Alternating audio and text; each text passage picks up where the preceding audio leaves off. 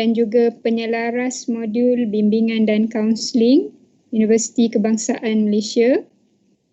Telah pun 12 tahun berkhidmat dengan UKM, mendapat Doktor Falsafah daripada University of Wyoming, Amerika Syarikat, berasal daripada Perlis. Sudah pun berkahwin dan ada 5 orang cahaya mata, dan bidang kepakaran beliau ialah kaunseling kanak-kanak dan keluarga. Beliau juga merupakan kaunselor dan mengamalkan pendekatan terapi bermain di samping terapi sentri ataupun dulang pasir. Cikgu perkenalkan istilah barulah mungkin untuk anak-anak. Okey, beliau juga merupakan pengasas Center for Children and Families di Bandar Puteri Bangi. Jadi untuk tidak melengahkan masa pada petang ini, di dalam slot kita iaitu program Minda Sejahtera, kejayaan milik kita, dengan tajuknya Kesejahteraan Minda Magnet Kejayaan Diri. Untuk itu, dengan besar hatinya, saya serahkan majlis ini kepada Dr. Kusuhaila Kujoharini. Persilakan, Doktor. Bismillahirrahmanirrahim. Assalamualaikum warahmatullahi wabarakatuh. Terima kasih kepada pengerusi majlis. Nampak macam kaunselor sekolah Puan Zuriati. Daripada sini nampak macam Puan Zu. Okey, yang saya raikan yang berusaha bonda Puan Masita Muhammad Sin, barisan pentadbir PK Puan Asma binti Saham, barisan bonda-bonda kaunselor Kak Azi. Saya dah terbiasa Kak Azi, bila panggil Puan Azi tu macam lain. Cikgu Azi lah ya. Cikgu Azi, Cikgu Nur Hayatin, Cikgu Nur Hafizah, Cikgu Martini, Cikgu Nur Aini. Ini semua barisan para kaunselor. Yang saya tak sabar-sabar untuk berinteraksi adalah anak-anak Jatis di Kata 5. Dan saya rasa kiranya saya ni nak kena juga beli pantun pengurusi majlis ni. Dua pantun dia bagi, saya rasa saya kena beli juga. Nanti orang kata jual mahal kan. Okey. Kembang bunga indah di jambangan, indah di seri kuntuman bunga. Terima kasih atas undangan sepetang bersama SMK Jalan 3. Satu-satu je saya boleh beli. Nanti tengok kalau ada extra time kita beli lagi satu. Okey, alhamdulillah. Petang ni bersama-sama kita manfaatkan. Saya sebenarnya ingin sangat nak mengucapkan tahniah. Mungkin boleh tepuk tangan untuk diri sendiri bagi anak-anak, adik-adik yang berada di sini, yang memilih untuk berada di majlis ilmu hari ini. Kerana sebenarnya pilihan tu terletak pada kita. Kita boleh pilih untuk kita pergi tidur, kita boleh pilih untuk kita pergi tengok TV. Tapi bagi yang memilih berada di sini bersama-sama dengan bonda-bonda kesayangan anda semua, adalah satu perkara yang sangat baik. Moga niat ni diberkati dan mendapat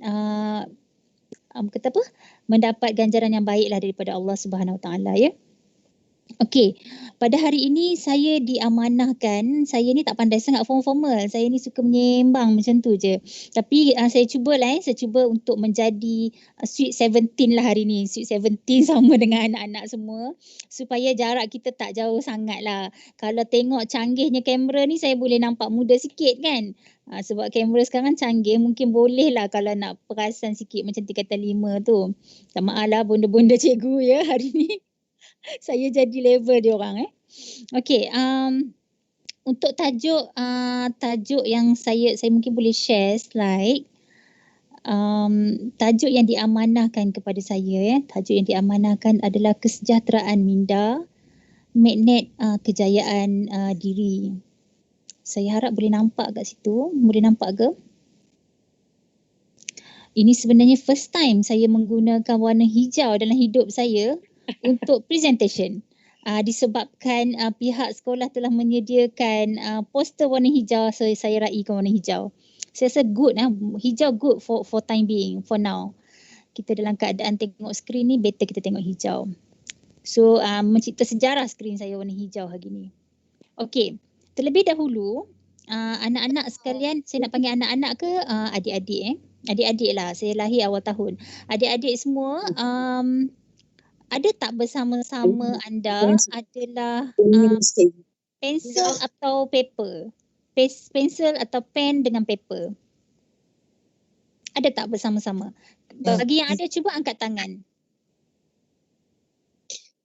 Ada. Ada kan? Okay, very good. Saya kalau boleh, kalau you all tak buka video tak apa. Tapi saya suka kalau boleh unmute supaya interaction tu nampak lagi dekat lah Tapi kalau suasana di belakang tu tak berapa sunyi, mungkin kena mute jugalah. Okay. Adik-adik sekalian, lukis atau tulis 3 binatang kesukaan anda. Kita nak quick ni, kita kena cepat. Walaupun petang ni kita makan nasi dah terlebih kalori dan sebagainya, tapi kita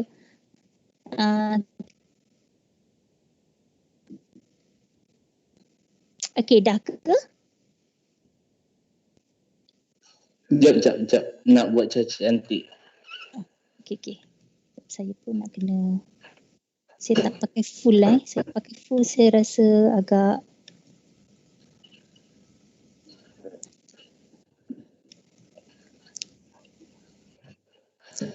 okay, another 1 more minutes.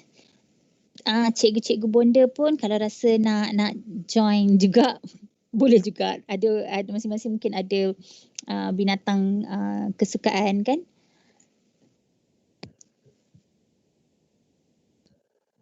Saya masih share screen ataupun dah hilang? Doktor share screen. Cuma doktor tak buat slideshow je. Okey jugalah. Tapi nampak lah. Nampak jelas. Nampak. Okay, Alhamdulillah. Saya suka kucing. Okey. Nama dia Bonnie. Bonnie, okey. Dah Semua dah ada ke? Semua dah ada 3 binatang kesukaan anda? Ada. Okey, dah ada. Ada go. Dah tak share ni. Okey, yang pertama dan sebelah binatang tersebut tulis karakter yang anda rasa yang ada pada binatang tersebut. Sedikit karakter dia. Jangan dah sampai Google. Yang kita rasa macam kita cross in mind, lepas kita letakkan karakter dia. Boleh. Alright. Dah settle Kita tak nak lama sangat kat sini. Dah settle kan? Kalau letak kucing mungkin boleh karakter dia manja ke, nakal ke, kita boleh letaklah karakter-karakter tu. Jangan bagi saintifik sangat dia punya description tu. Alright. Okay, dah ada nombor 1, nombor 2, nombor 3. Saya nak ada seorang daripada adik-adik yang share dengan saya. Apakah binatang? Saya. Okay, Saya. Okay, Daniel, silakan Daniel. Saya lukis kucing, penguin dengan ikan paus. Okay. Kucing, penguin dan ikan paus. Okay, ada seorang lagi ke yang rasa macam nak share? Yang rasa tak adil pula, seorang lagi. Daripada perempuan pula, ada yang nak share tak?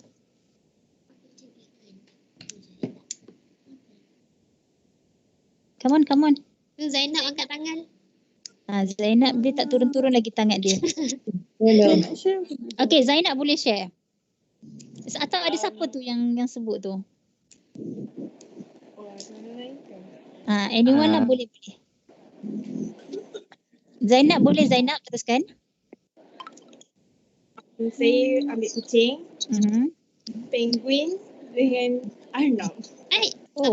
Hampir sama. Macam jodoh. Macam jodoh. Okay. Beza dia yang nombor 3 kan? Okay.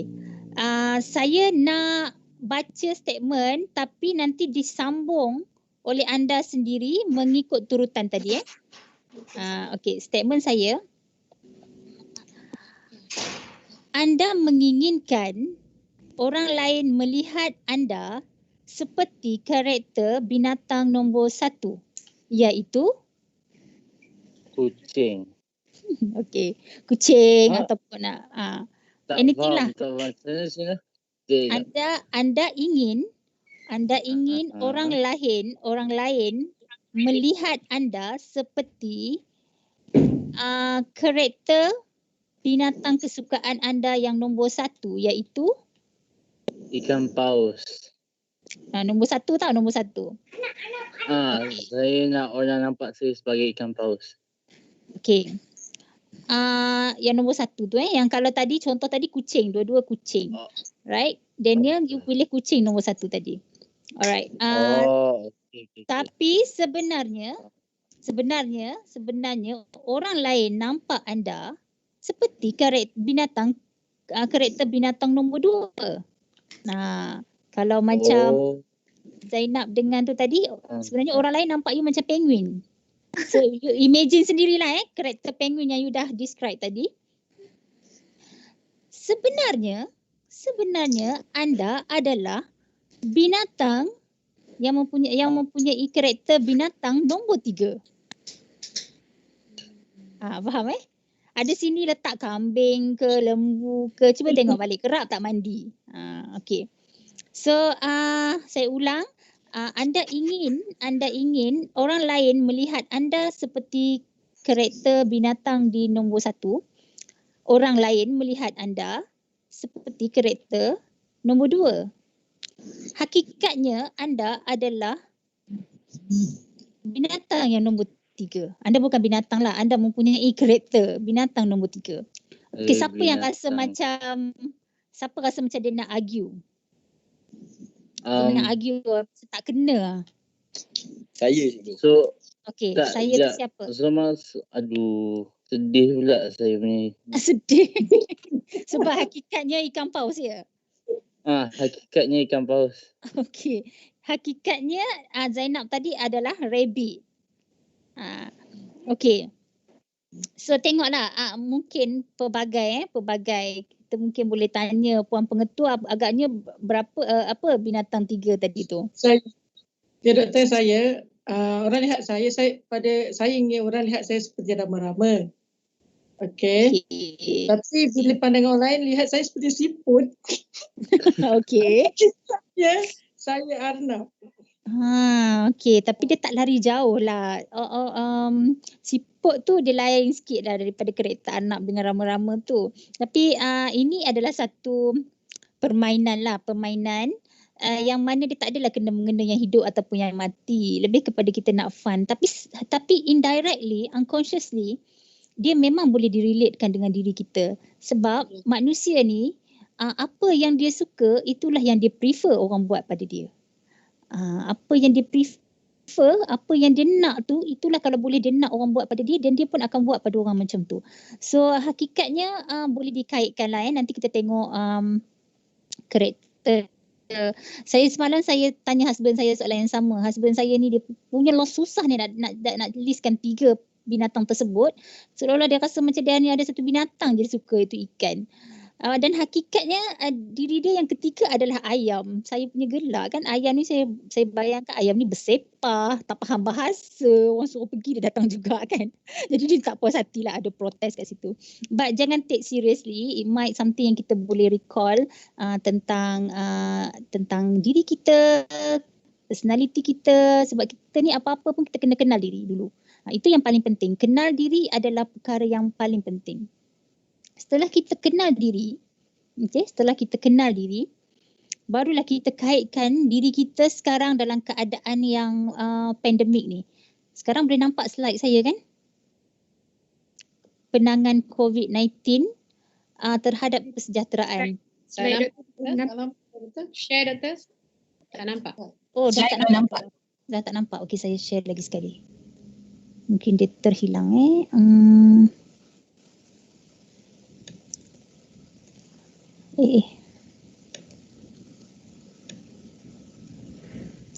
Alamak, dia turun ke bawah ni yang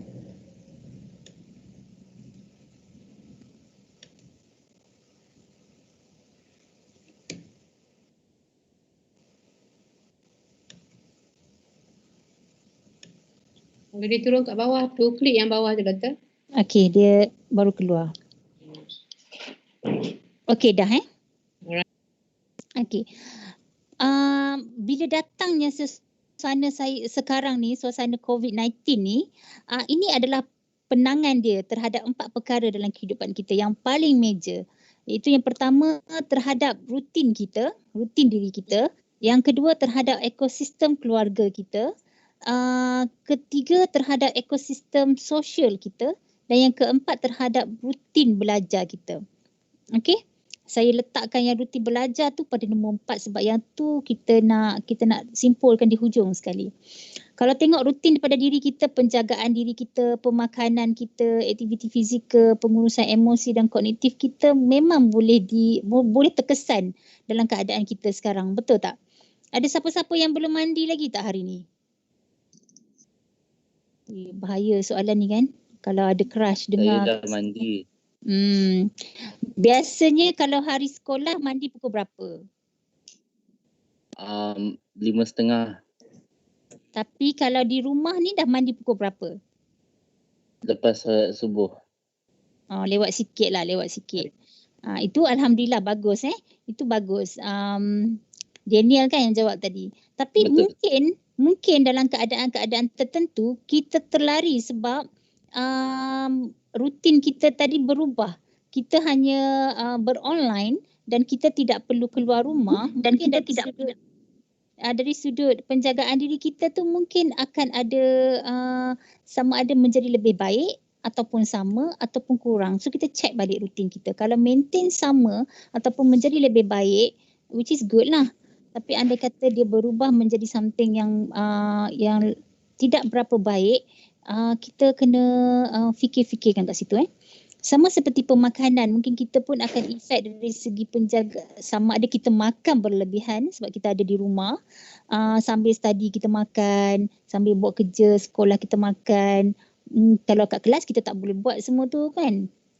Jadi pemakanan kita pun kadang-kala berlebihan ataupun mungkin dia jadi tidak tentu masa, akan efek juga rutin yang selalu kita buat, rutin yang baik. Aktiviti fizikal, bila kita sentiasa di dalam rumah, kita akan kurang sebenarnya membuat aktiviti fizikal. Sekurang-kurangnya kalau kita pergi sekolah, kita akan bergerak, kita akan panjat tangga, kita akan berjalan dengan kawan ke kantin, ke koperasi dan sebagainya. Tapi bila kita berada di rumah, ruang lingkup kita menjadi lebih kecil. Jadi kita akan tak lari daripada rasa seperti malas nak keluar. Rasa tu mesti ada, rasa malasnya nak keluar sebab dah yang perempuan tu dah berkain batik, bagi yang berkain batik lah kan, so nak pergi tu rasa macam malas ni nak tukar. Mungkin akan efek juga. Bagi yang maintain, alhamdulillah, teruskan. Pengurusan emosi dan kognitif juga mungkin kita dah berada dalam keadaan yang dalam keadaan yang crowd, pack, kita rasa macam tak sempat kita nak menguruskan emosi kita. Tambah-tambah lagi adik-adik semua nak ambil peperiksaan yang besar. Macam yang paling penting sekarang adalah pengurusan jadual dan belajar. Dan sedikit sebanyak telah mengabaikan pengurusan emosi dan kognitif tadi. Ekosistem keluarga juga berubah. Yang mana ibu bapa mungkin ketika ini komitmen kerjanya di rumah. Ataupun bagi keluarga yang kurang bernasib baik mungkin tak dapat menjalankan perniagaan. So akan efek pula pada kewangan, penjagaan ahli keluarga yang ramai. Kat sini kalau ada adik-adik yang mempunyai adik-adik yang masih kecil dekat rumah kan, kadang-kala terpaksa juga menjaga adik, melihat adik punya kerja sekolah, menukar diapers adik bagi yang kecil kan, bagi yang dia anak sulung maybe. Benda tu akan sedikit sebanyak dia macam tak ada boundaries, semua tu macam bercampur aduk. Demand ahli keluarga juga macam Along pergi basuh pinggan, Along satgi kena sidai kain. Ada demand-demand yang meningkat dalam situasi sekarang. Terhadap ekosistem sosial, definitely sistem sokongan kita ni secara tak langsung, kalau sokongan kita tu di luar daripada ekosistem keluarga, kita jadi macam tak berjumpa kan, kita tak berjumpa dan kita tak ada connection dengan kawan kita, dengan guru, counselor. Connection through virtual sahajalah, tapi connection yang lebih kita kata yang lebih natural tu dia tak happen sangat. Dan kadang-kadang sistem sokongan keluarga ni apabila kita terlalu lama sangat dalam keluarga tu, kita dah mula rasa macam jauh hati dengan ibu ke, kecil hati dengan bapa ke, rasa marah dengan adik ke. Sepatutnya keluarga tu menjadi sistem sokongan yang sangat baik. Tapi bila dah hari-hari, almost 24 hours bersama, dia boleh menyebabkan berlakunya kegeseran ataupun krisis-krisis. Dan yang keempat, rutin belajar. Rutin belajar ni skrin lah. Skrin adalah sumber utama kita sekarang.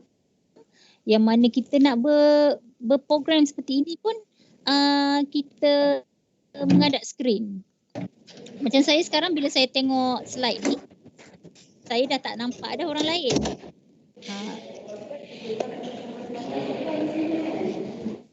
Itu saya pun tak pasti reboot ke apa ke, mungkin melanda setengah orang. Mungkin boleh mute lah kat situ. Jadi skrin ni batas dia tak real, dan dia juga memberi kesan yang sangat kita kata kesan yang sedikit tidak baik lah kepada diri kita skrin ni. Tapi kita tengok macam mana kita nak overcome. Jadi suasana belajar tak sama kalau kita dengan kawan-kawan. Motivasi kita perlumbaan secara sihat tu ada. Kawan kita buat kerja sekolah, kita rasa macam kita pun nak buat kerja sekolah. Mungkin kita tak nampak depan mata, kecuali kita gunakan skrin juga untuk berinteraksi. Dari sudut logistik, tempat belajar, tempat nak letak buku, and fasiliti kita, ada tak internet yang baik, connectionnya, ada tak meja ruang khas untuk belajar. Semua tu dah berubah dan perlu dibuat perubahan mengikut kesesuaian. Okey? Sejauh mana kita dah kenal diri kita dan persekitaran kita. Sekarang ni kalau kita belum kenal lagi, sukar untuk kita nak bagi gear 5 lah. Kalau kita naik kereta tu, kita nak bagi gear 5, nak tekan laju tu dia susah sebab kita masih lagi belum sempat kenal. So cara kita nak kenal adalah kita ubah mindset kita sekarang. Kalau kita rasa macam kita belum lagi bercakap dengan diri kita, now masa untuk kita bercakap dengan diri kita. Sedikit sebanyak dia membantu kita untuk fokus kepada apa yang kita ada sekarang, and then tidak look forward kepada benda yang kita tak dapat nak buat.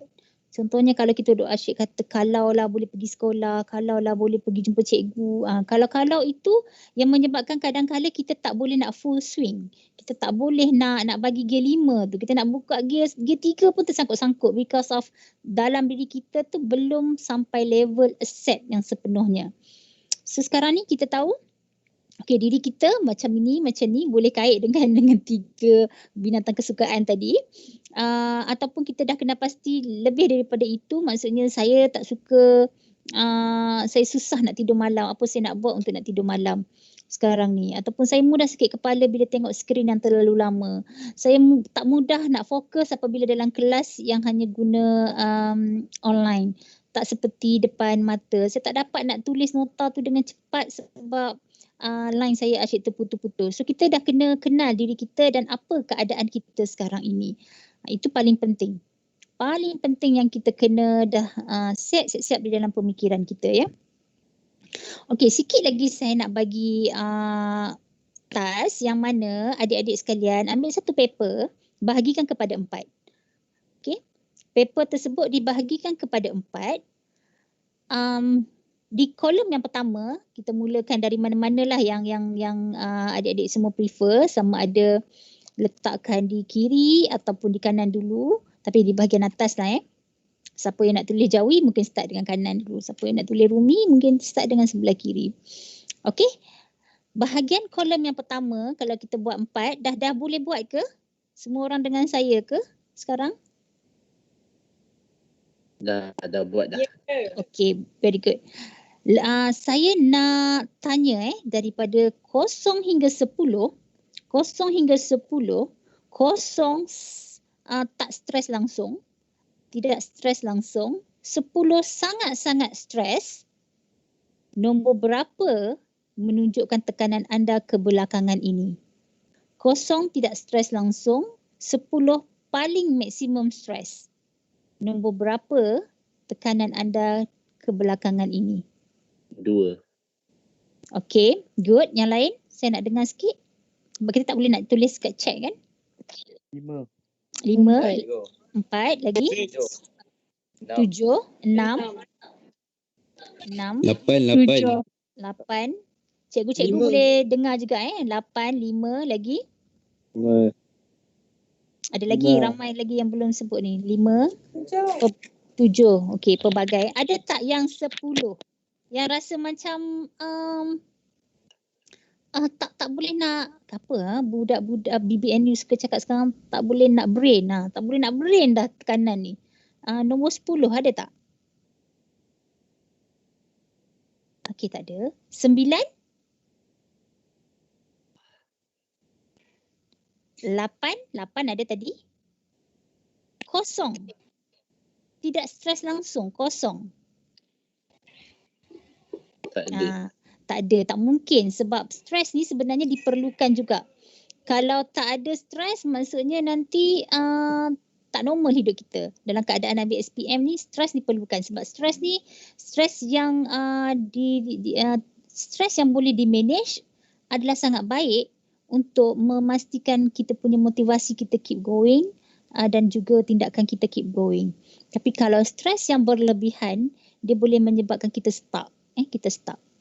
So, okey, tulis nombor tadi di dalam ruangan yang pertama. So, kita pergi ke ruangan yang kedua. Cuba senaraikan jenis tekanan. Lagi spesifik lagi bagus.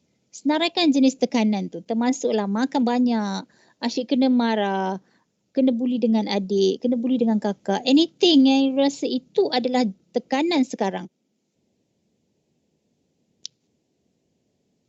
Tekanan sekarang. Semua orang boleh buat ke? Faham kan? Faham, Doktor. Okey. Saya bagi masa sikit lagi untuk tulis, untuk come out jenis-jenis tekanan tu. Dah. Alright. Dan kolom nombor 3, kenal pasti sumber tekanan. Apa yang menyebabkan rasa tertekan tadi? Tadi jenis tekanan kan, kena marah, kena bully, ataupun saya tertekan sebab saya malas. Jadi maksudnya sumber tekanan tu boleh diletakkan. Apa yang menyebabkan tekanan itu datang? Sebab SPM asyik drag. Tulis SPM asyik drag. Sumber tekanan tu inkonsistensi dalam pengajian kan. Maksudnya kalau drag SPM tu drag lah masalah dan juga kita punya Doktor, satu je ke boleh letak banyak? Boleh letak banyak sebab kita senaraikan. Wah, Kalau banyak kita ke masalah saya ni? tak apa, keluarkan, ekspreskan dekat kertas tu. Okey. Kemudian kolom yang terakhir adalah kenal pasti apa yang boleh dibuat untuk mengatasi tekanan tersebut. Yang itu kita panggil strategi daya tindak. Rakyat Malaysia kena stay at home. Okey, itu mungkin salah satu, take it easy, breathing ataupun saya pergi jogging setiap petang. Jangan kata makan banyak itu strategi daya tindak ya. Takut saya nanti ada isu lain pula, tekanan lain pula yang datang sebab makan yang tak ada kontrol ni. Okey, strategi daya tindak yang relevan, yang rasa doable, yang boleh dibuat. Okey, now dah complete? Dah. Alhamdulillah. So nanti itu akan menjadi rujukan adik-adik semua yang mana bila kita mengambil masa sedikit tadi untuk menganalisis, sekurang-kurangnya itu adalah salah satu cara untuk kita kenal dan kita faham di situasi diri kita sekarang dan juga persekitaran yang kita ada sekarang. Okey? Ada siapa-siapa nak share ke seorang? Saya nak panggil nama lah saya rasa. Saya boleh je. Saya nak panggil nama sebab saya asyik dengar Daniel je. Sampai kalau saya jumpa Daniel kat luar ni saya memang ni saya nak panggil nama Saya panggil nama yang saya rasa macam tertaut hati saya petang ni. Saya nak panggil nama banyak ni. Alia Kristina. Akid. Mana Akid? Ada Akid tak kat sini? Ada. Okey, Akid boleh share dengan saya tak 4 perkara tu dengan ringkas, dengan laju. Baca je. saya tak dapat kolom kedua tu. Oh, kolom kedua jenis stres. Oh, okey. Okay. Kolom pertama, Kolom pertama saya tulis 4. Kolom kedua saya tak tahu nak kolom cakap kedua, apa. Saya tulis stres je. stres. You mungkin boleh bagi tahu ada berapa je stres, tak perlu sebut stres apa. Ada berapa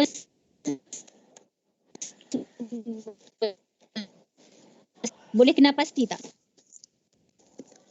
Akid dah hilang ke? Ada lagi? Okey. Tak tahu doktor. Doktor. Sampai sebut stres saja. Kalau kita sebut stres saja, maksudnya line saya tak okey ke? Okey je doktor. Okey.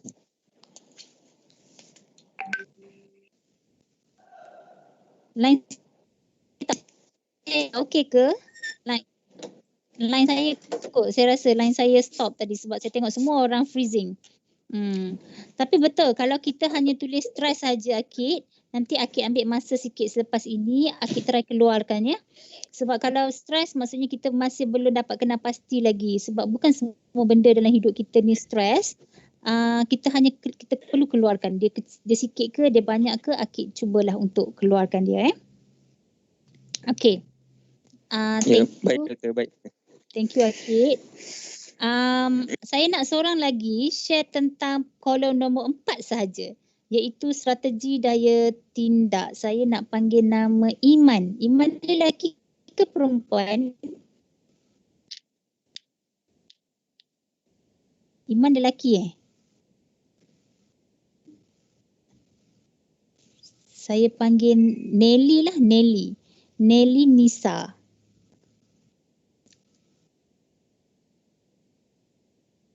Ada tak Nelly Nisa?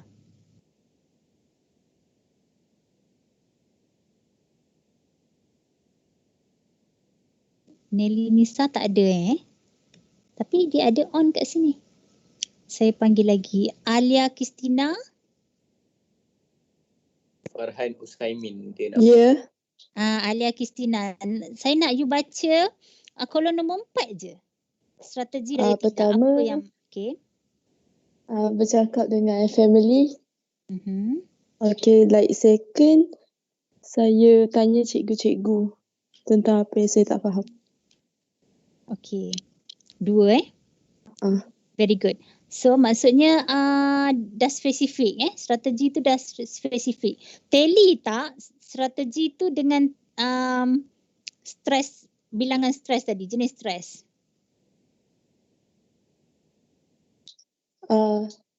Tally, okay. So kita kena double check juga sebab stres katalah stres kita ada 4 jenis stres. Tapi strategi daya tindak kita tu tak boleh mengatasi keempat-empat jenis stres pun tak berkesan juga. So adik-adik semua kalau rasa macam exercise tadi tu banyak bahagian yang tak mampu nak dirungkaikan, kontaklah kaunselor-kaunselor, bonda-bonda kaunselor you all ni untuk bantu lagi uraikan dia dengan lebih baik. Sebab itu adalah salah satu perkara yang akan mengganggu kesejahteraan minda kita ni untuk fokus kepada perjuangan kita yang belum lagi selesai ni perjuangan yang belum selesai dan tak tahu bila nak selesai. Saya rasa kalau tanya cikgu-cikgu pun kita masih nampak kabur-kabur lagi. Kita pun tak boleh nak guarantee bila SPM yang sebenar. But you need to hang in there. Kena open to it. Kena open mind. Okay. Slide saya yang seterusnya. Biasa kan kita tengok lately ni banyak sangat. Ini sebahagianlah yang saya rasa macam yang melibatkan pelajar sekolah, yang mana kita terbiasa dah mendengar isu-isu yang berkaitan. Macam tadi saya ada terjumpa juga satu screenshot yang mengatakan student call nak bunuh diri sebab stres duduk rumah, assignment tak siap, kena uruskan kelas online adik-adik, kena marah dengan parent bila adik buat hal dan kena sound dengan lecturer sebab tak datang kelas dan submit kerja lambat.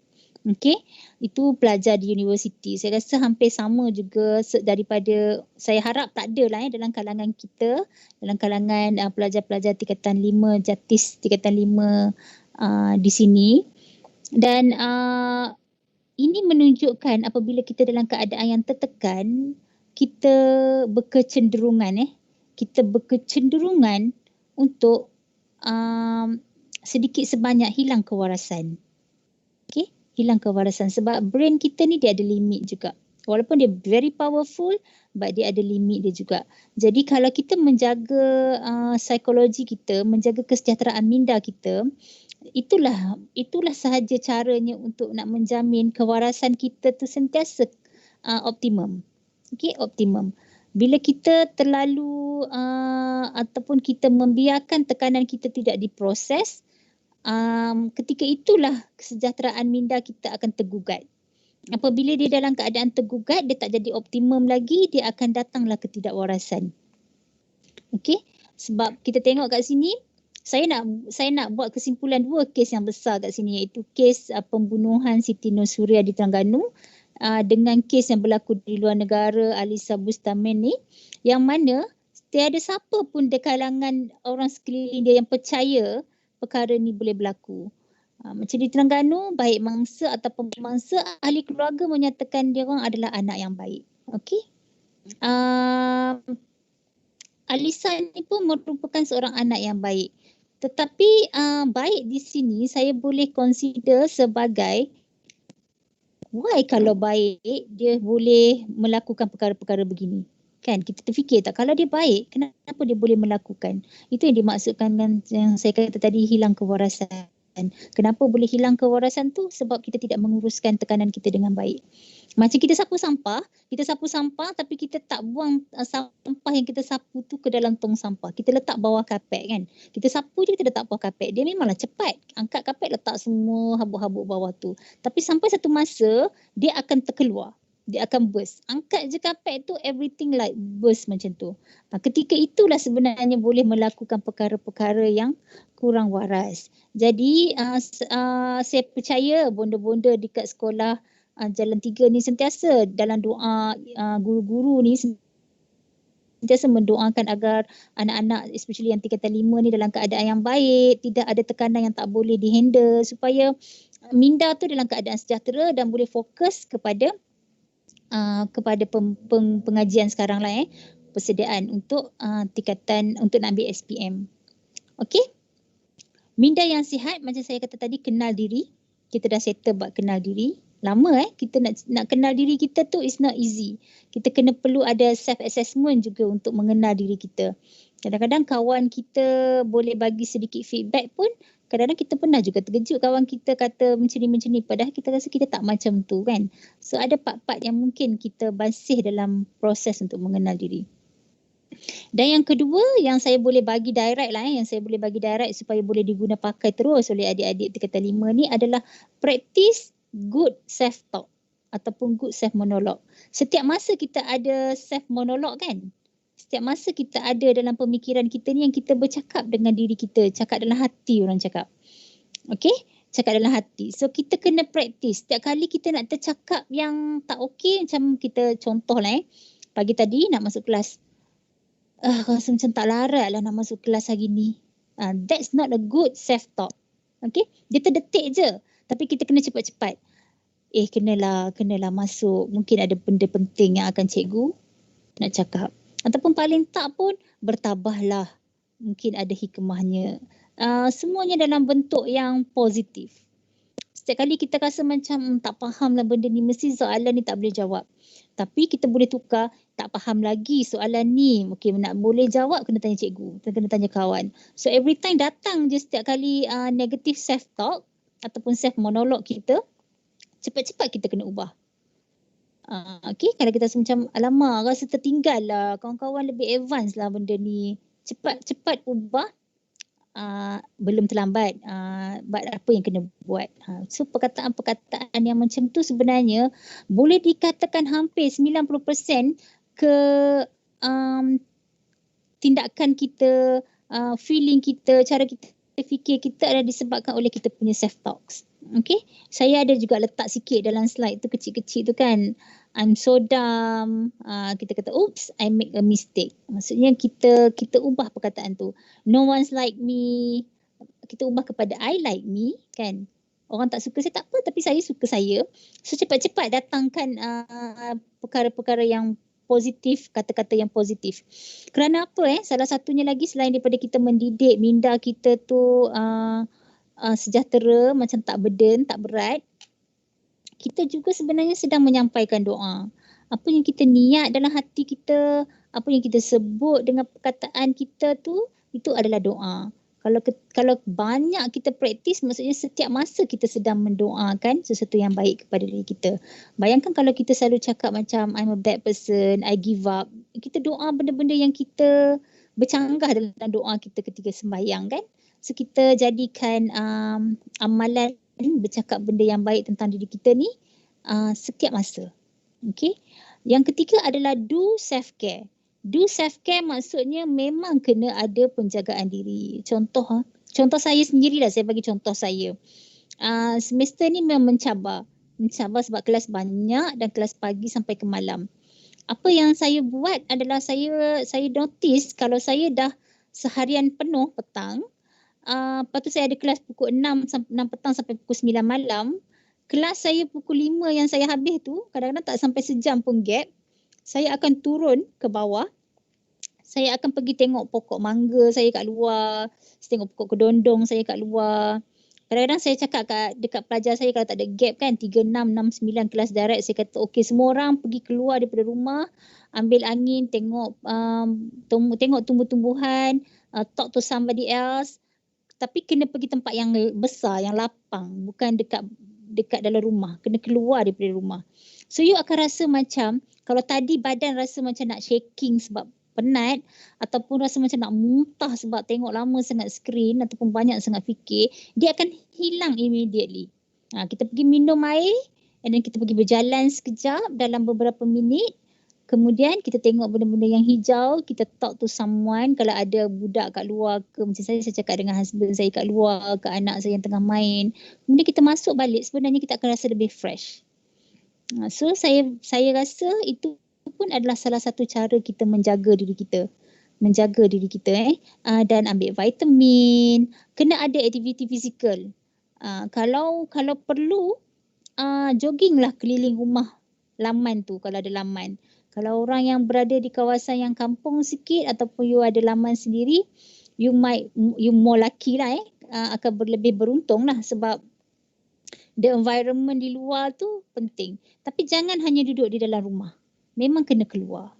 Sila keluar diri daripada rumah tu kerana too much attached dengan kita punya screen, dia akan menyebabkan everything dalam body kita ni dalam keadaan yang tense.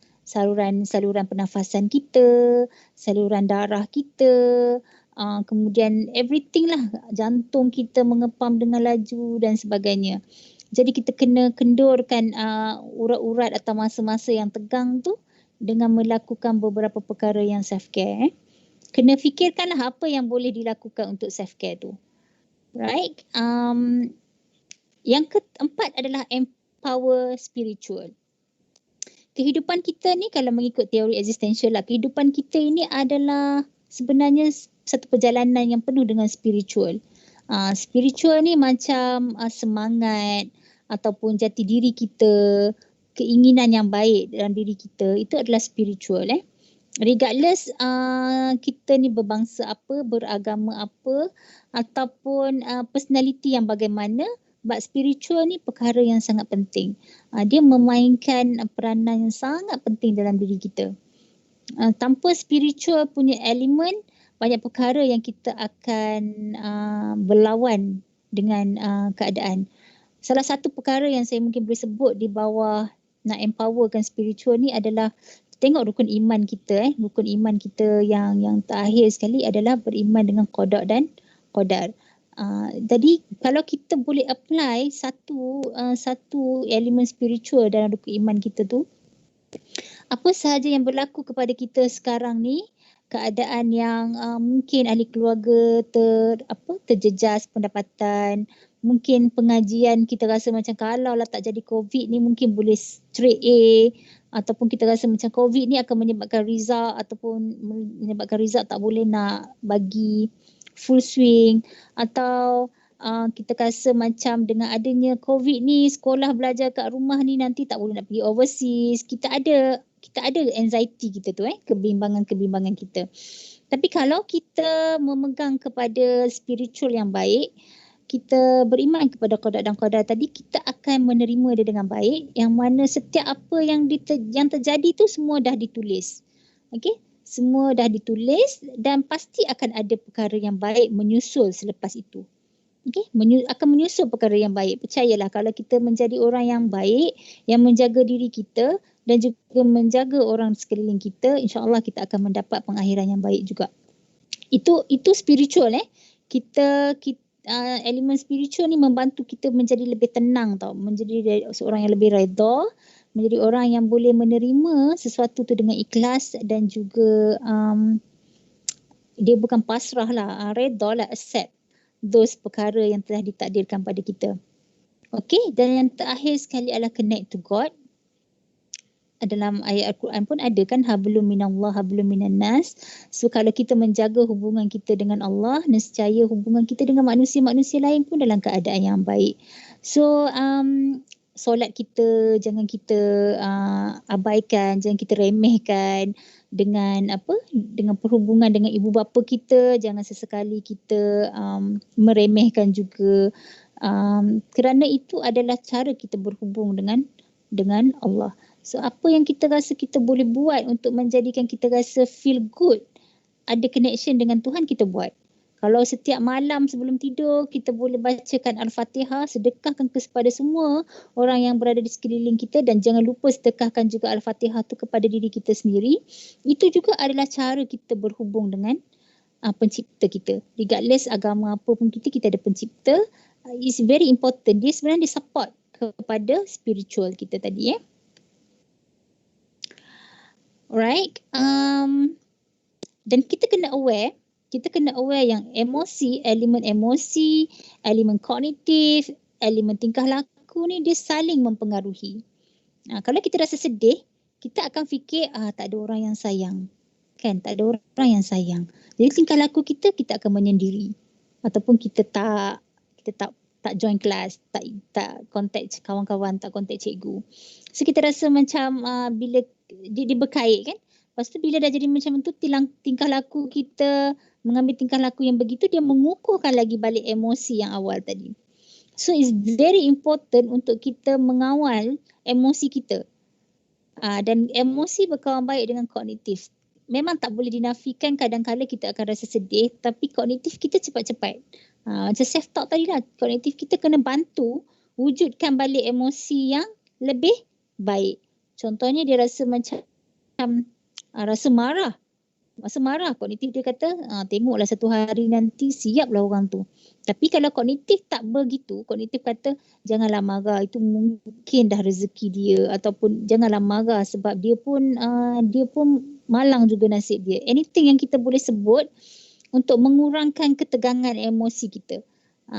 Kognitif di tengah ni dia akan menentukan sama ada tingkah laku kita tu, sama ada tingkah laku yang saya katakan tadi dalam keadaan waras ataupun hilang kewarasan tadi.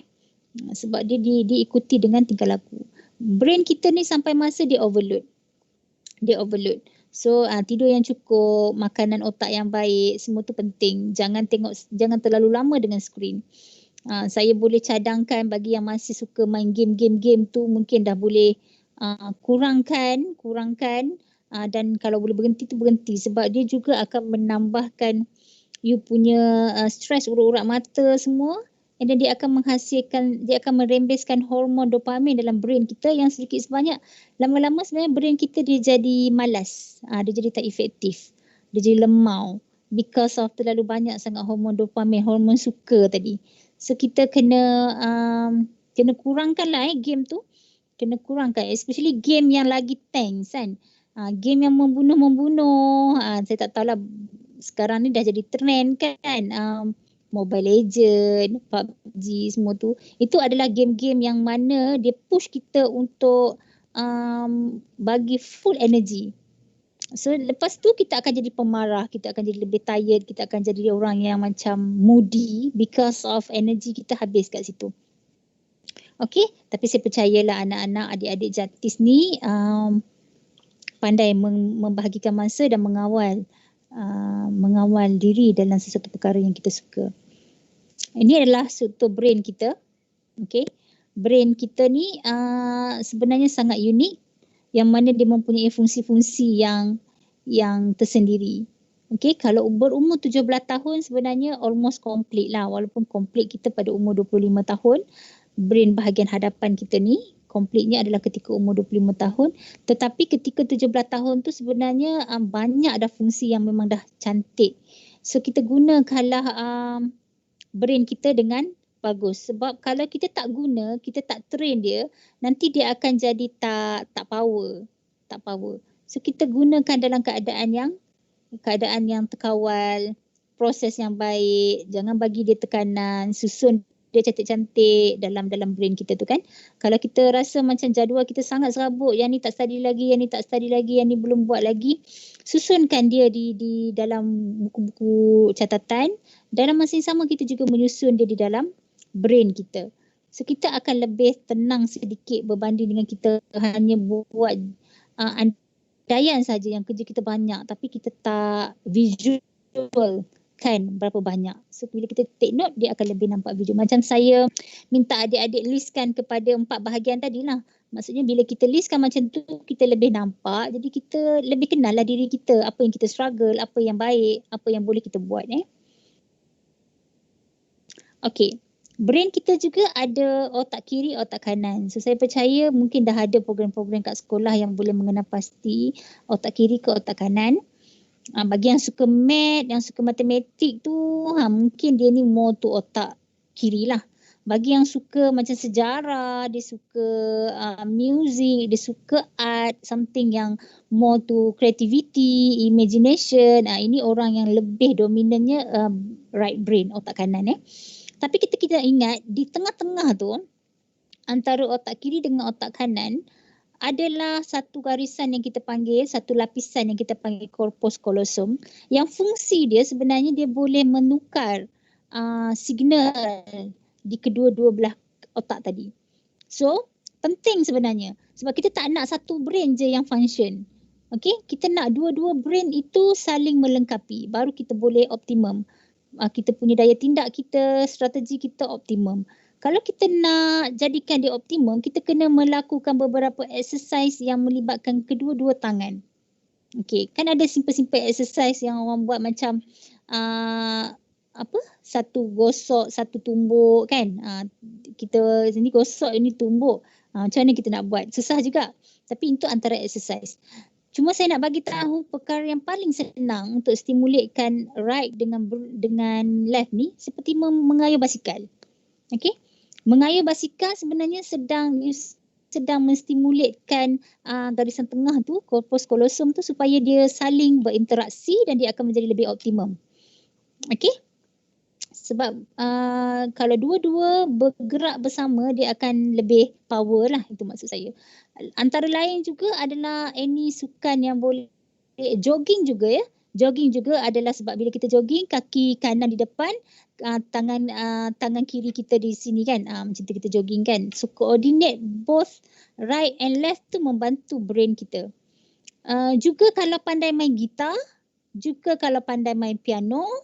So itu adalah perkara-perkara yang kalau rasa brain tired atau rasa macam tak berapa nak faham, you stimulate the brain dengan melakukan perkara-perkara yang boleh melibatkan kiri kanan bergerak serentak.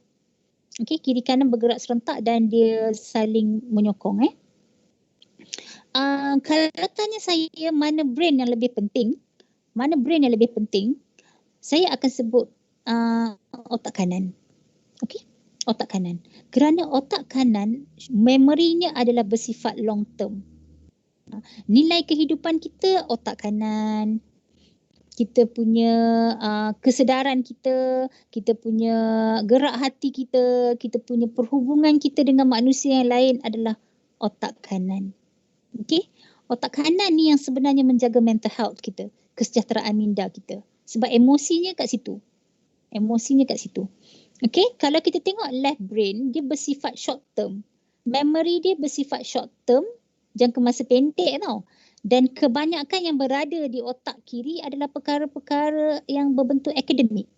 Yang kita duk pergi belajar kat sekolah, belajar menulis, mengira, membaca, everything, buat formula, semua tu adalah otak kiri.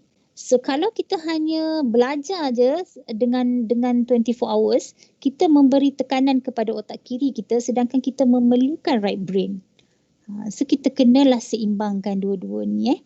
Jangan abaikan kita punya moment kita berinteraksi dengan orang lain, which is more to right brain. Dalam masa yang sama belajar juga sebab kita ada peperiksaan yang perlu kita tempuhi. Akademik, ilmu tu penting untuk kita cari.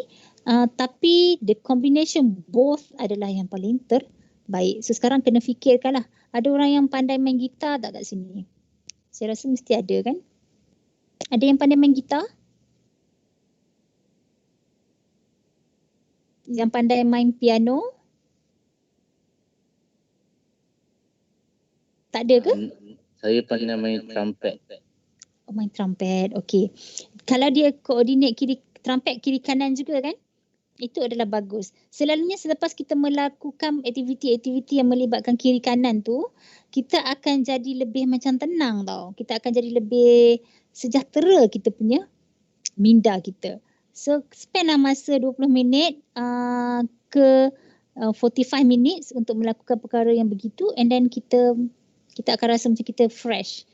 Kita tak rasa serabut sangat. Okay? Saya nak skip yang slide tu. Okay, ni slide conscious. Kehidupan kita ni sebenarnya terbahagi kepada, minda kita ni terbahagi kepada tiga level. Yang paling atas sekali tu adalah conscious.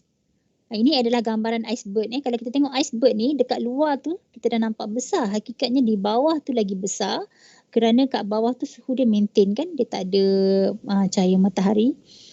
Kehidupan kita sebenarnya lebih daripada 1/2 adalah berada dalam keadaan pre-conscious dan unconscious. Kalau tengok unconscious dia lagi banyak. Okay. So we are easily triggered.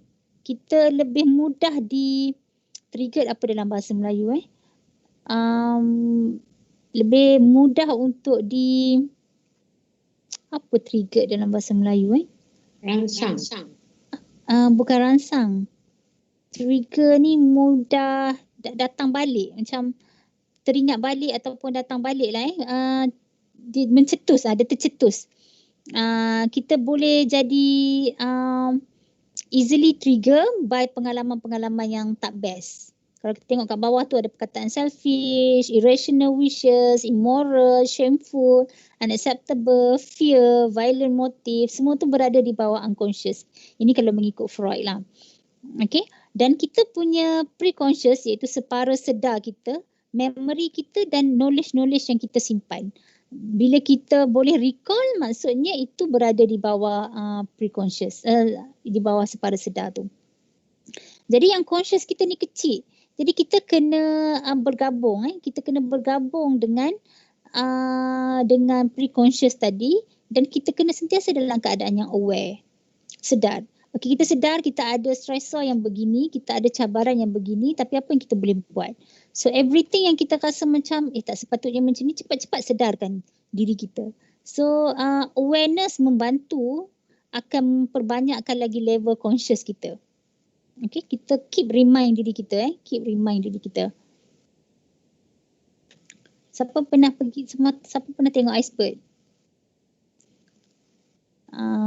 Dalam cerita Titanic lah kan, kalau kita nampak iceberg pun. Tapi itulah konsep dia, itulah konsep yang saya boleh share. Dan apabila kita dah jaga diri kita, kita dah kenal diri kita, kenal persekitaran kita, kita kenal kemampuan brain dan minda kita, apa yang dia boleh lakukan. Akhir sekali yang paling penting adalah kita kena faham tentang konsep rezeki. Okay, konsep rezeki.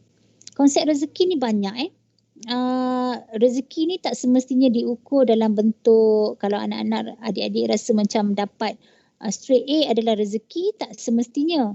Ada orang rezeki dia memang straight A. Ada orang rezekinya adalah badan yang sihat. ada orang rezekinya adalah ada keluarga yang penyayang. Ada orang rezekinya lain-lain rezeki kita ni lain dan kita tak akan dapat semua perkara dalam kehidupan kita ni, ada kekurangan, ada kelebihan dia. Pernah dengar tak peribahasa, mungkin ada cikgu bahasa Melayu dalam ni? Pernah dengar tak peribahasa ni? Ulat dalam batu pun boleh hidup. Apa yang kita faham tentang apa yang kita boleh tafsirkan daripada peribahasa ni? Siapa nak try? Saya panggil nama lagi sekali Siapa nak try? Nurin Nabila. Saya pun tak pasti cikgu ke pelajar, tapi saya try panggil lah. Nurin Nabila ada ke?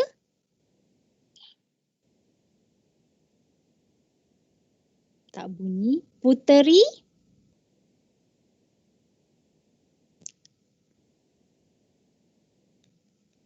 Tak bunyi juga. Raja? Pergi dia orang ni. Raja? Mana Raja? Ada ke tak ada ni? Suraya? Raja ada. Raja Alia? Okay, saya. Okey. Apa yang Raja boleh tafsirkan daripada peribahasa tadi? Ular dalam batu pun boleh hidup.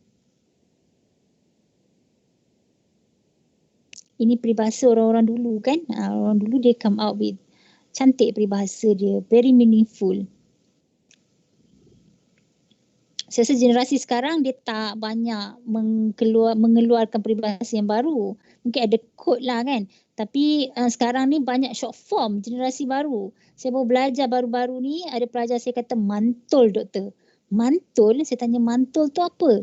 Mantul tu adalah mantap betul. Dia singkatkan jadi mantul So peribahasa ni memanglah peribahasa ni dalam subjek bahasa Melayu. Mungkin tak semua pelajar-pelajar sekarang, generasi sekarang memang banyak guna otak sebelah kiri tau.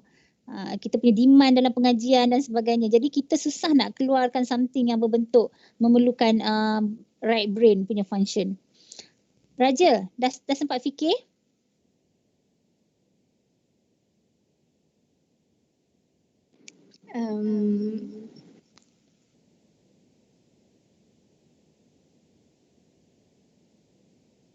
Sempat Google?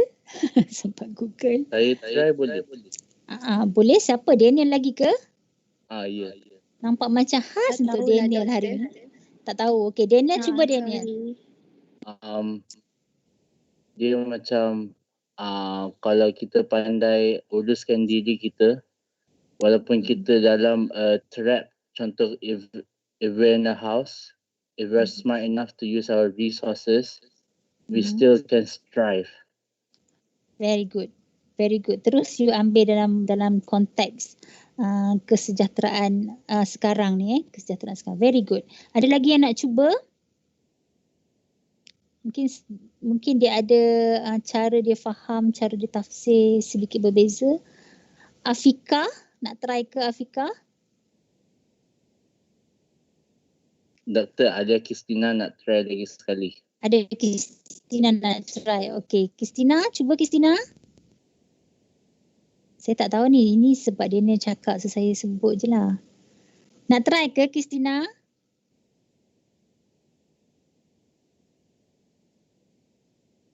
Ke tengah macam alamak. Muhammad Amirul Asri ada?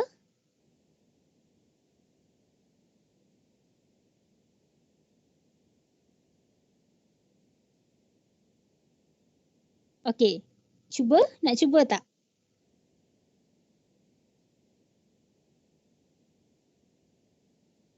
Ulat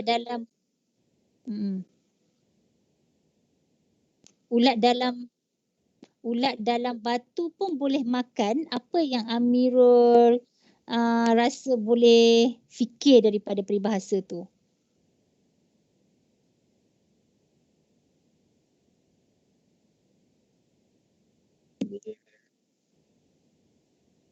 Okay, tak apa, it's okay. Apa saja yang boleh dikeluarkan daripada verbal you?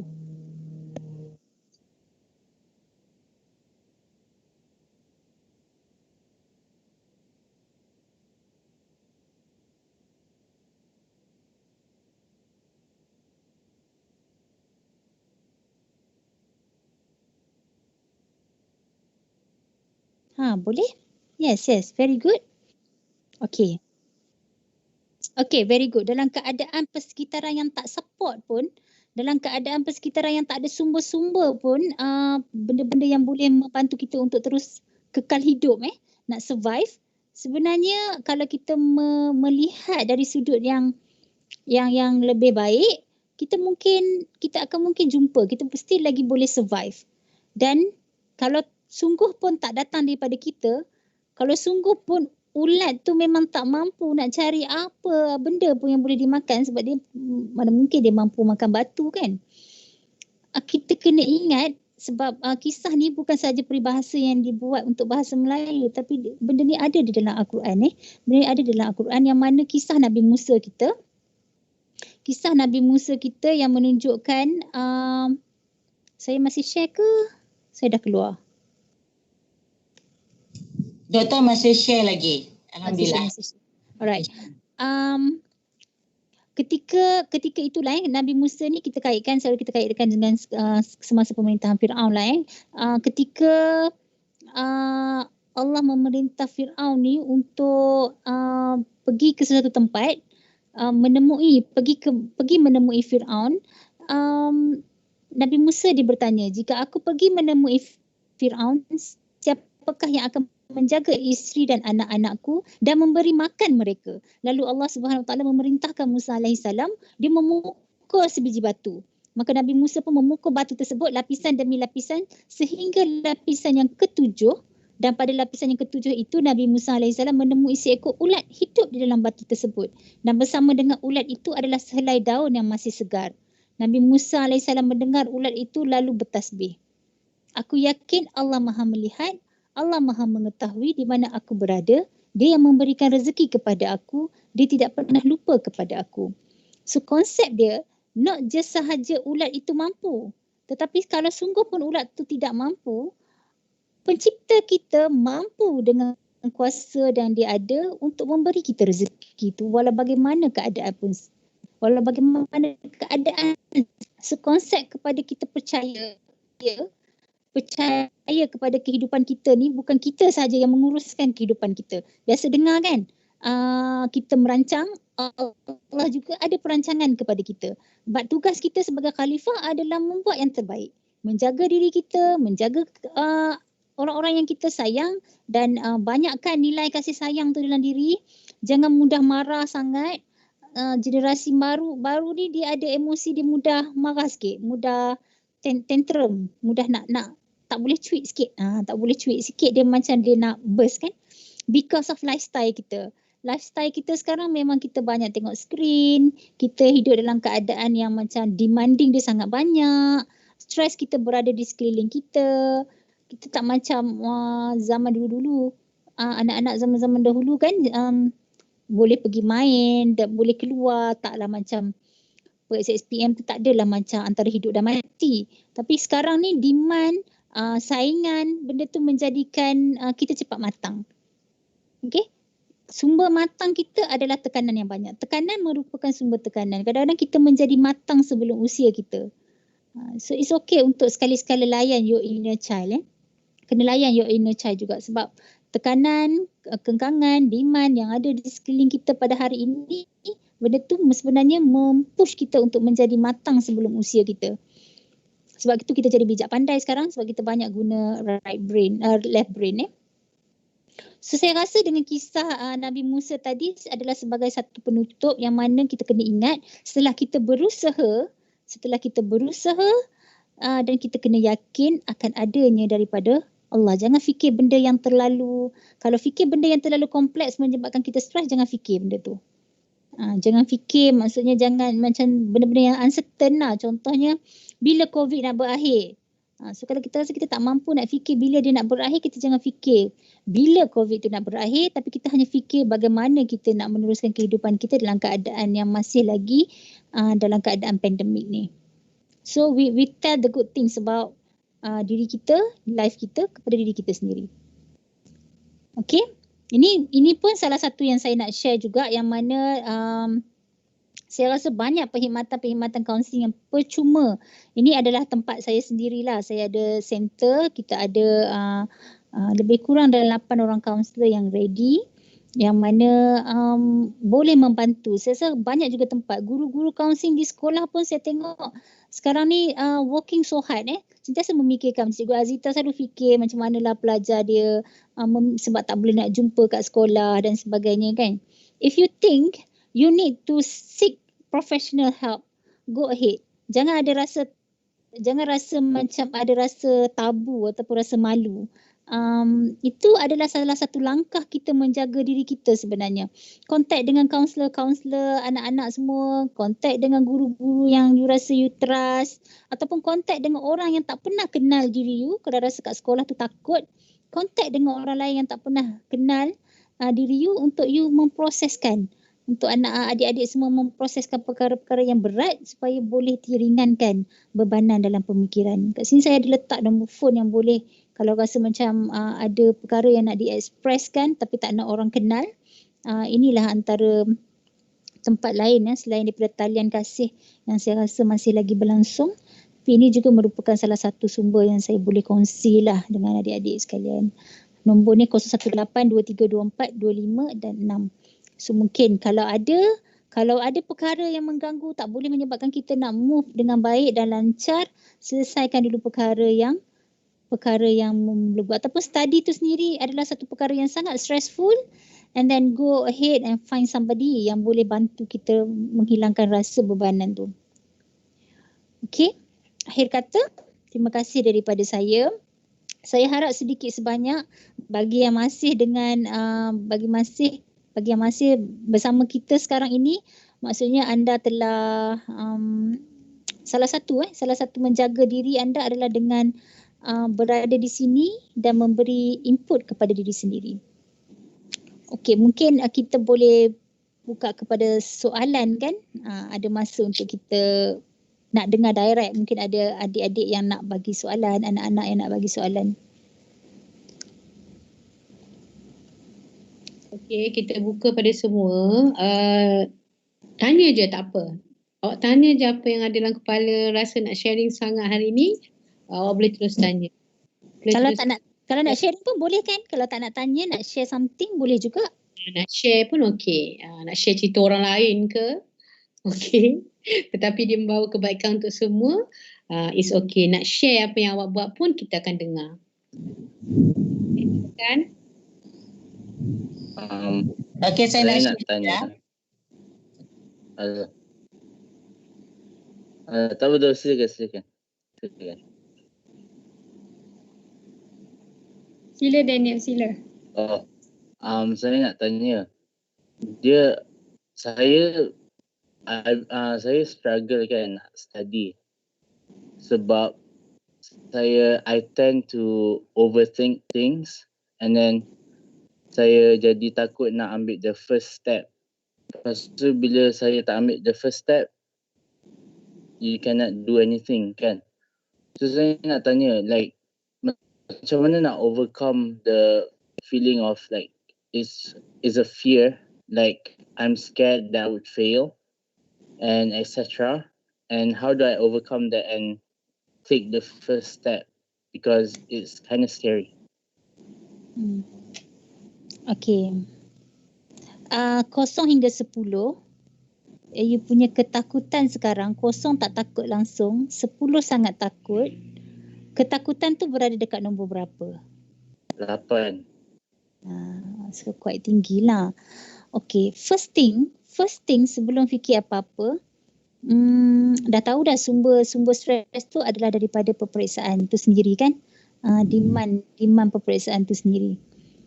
Dan yang kedua, tell yourself, I love myself. kena aware yang you sayangkan diri you. Bila you sayangkan diri you, sebenarnya you memberikan aura-aura yang baik-baik je kepada diri. Dan the next adalah the overthinking. Kita kena faham pula overthinking ni apa? Apa benda ni overthinking? What is the overthinking? Overthinking means you dah melepasi, you memikirkan sesuatu perkara. Kalau boleh keluarkan apa perkara yang you overthink tu, itu akan jadi lebih baik lah. Kena pasti apa yang selalu overthink. Mungkin tak semua. Mungkin setengah perkara je yang overthink. Kalau Daniel boleh sebut apa yang selalunya yang fikir berlebihan tu. Saya selalu fikir pasal, contoh kan, kalau saya fail SPM, saya takkan my first steps to the real world dah habis lah. Meaning that I'm gonna fail in life. So like I see SPM as such a big thing, but I'm so scared to take action sebab saya takut saya fail, tapi saya tahu kalau saya tak buat apa-apa saya akan fail. So saya stuck tengah-tengah. Lepas tu saya selalu fikir macam, contohlah kalau saya study pun kan, saya study kuat-kuat, saya like stress myself out, push myself so hard, and nanti bila ambil SPM nanti saya fail. So saya macam, apa perasaan saya nanti? Mesti macam sedih gila kan. So I don't want that feeling, so I avoid that feeling. Tapi by avoiding that feeling, saya jadi tak study. Lepas tu bila saya tak study, dia is like a cycle. So jadi I just jadi static lah. So dah tak bergerak langsung. Ya, faham. Okey, satu penggunaan perkataan vocab yang strong sangat strong sebenarnya perkataan fail tu. Mungkin boleh kurangkan level of strongest punya perkataan tu. Instead of kata fail, mungkin boleh kata tak dapat good result. Mungkin tak dapat good result. Dia memang dah nampak macam meaning dia sama, tapi dia tak ada berat, dia tu tak seberat kita sebut fail.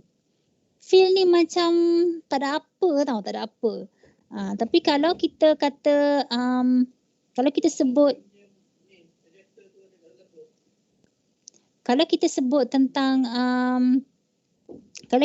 tentang tak dapat good result, dia mungkin memberi definisi, kita tell diri kita dalam bahasa yang lebih mudah sikit, which is kita rasa seperti tak fail tapi result tu not so bad dan not so good.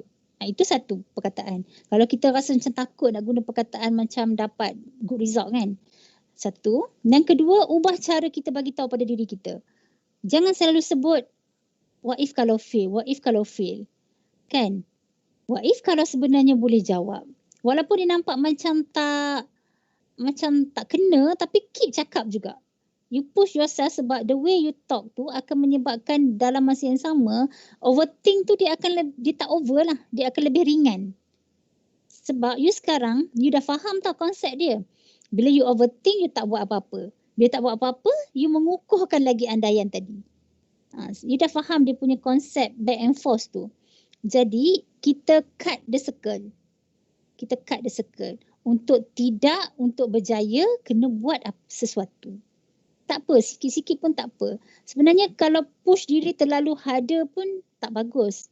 Kalau kita drive kereta ke, drive motor ke, kalau kita terlalu kuat sangat sebenarnya dia akan menyebabkan aircon pecah, gear pecah dan sebagainya.